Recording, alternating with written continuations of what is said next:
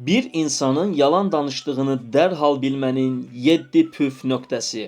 İnandırıcı bir şəkildə yalan danışa bilsək belə, bədənimiz bizi ələ verir. Bunun səbəbi digər insanlar kimi bütün diqqətini öz sözlərinə və mimikasına yönəldən yalançının çox vaxt bədən dilini tamamilə görməməzlikdən gəlməsidir.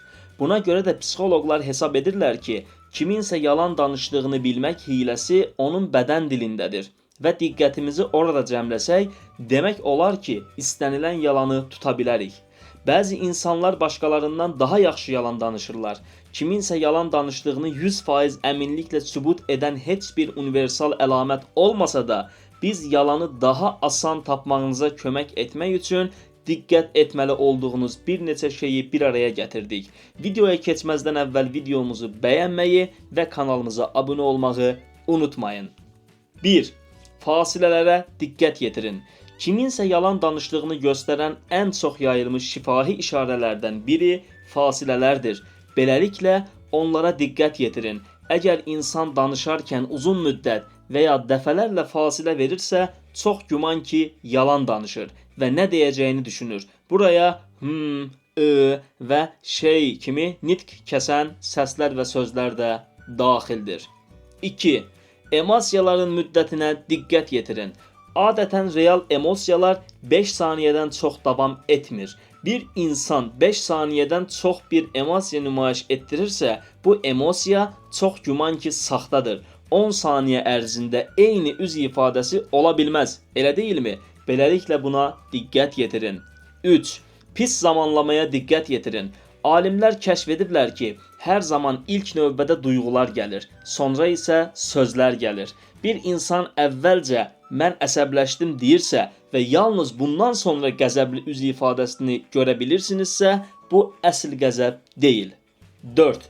Duyğuların səmimiliyini yoxlayın. Həqiqi duyğular səmimidir və onları yenidən yaratmaq həmişə asan olmur. Ona görə də onların nə qədər səmimi olduğunu görməyə çalışın. Üzün yalnız bir sahəsi dəyişməzsə, bu hiss səmimidir. Məsələn, bir insan gülümsüyürsə dodaqlara hərəkət edən tək hissə deyil, eyni zamanda gözlərin yaxınlığında qırışlar əmələ gəlməli və qaşlar istər-istəməz aşağı enməlidir. Bu, bütün digər duyğulara da aiddir. 5. Təkrarlamalara qarşı ehtiyatlı olun.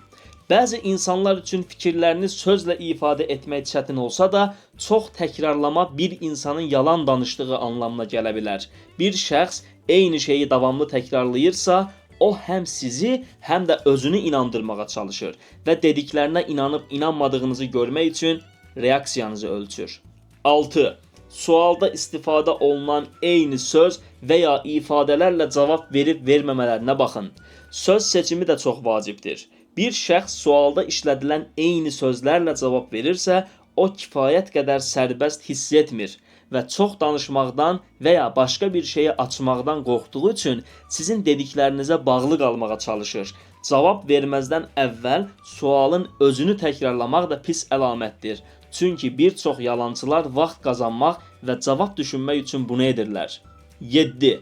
Üzün və ya ağzın örtülməsi. Yalançının üzünü və ya ağzını örtməsi bədən dilinin ən asan əlamətlərindən biridir. Bu, psixoloji reaksiya olduğu üçün yalançılarda kifayət qədər tez-tez rast gəlinir. Deməli, əgər siz bunu görürsünüzsə, yəqin ki, qarşıdakı insan sizə yalan danışır. Bəs siz necə?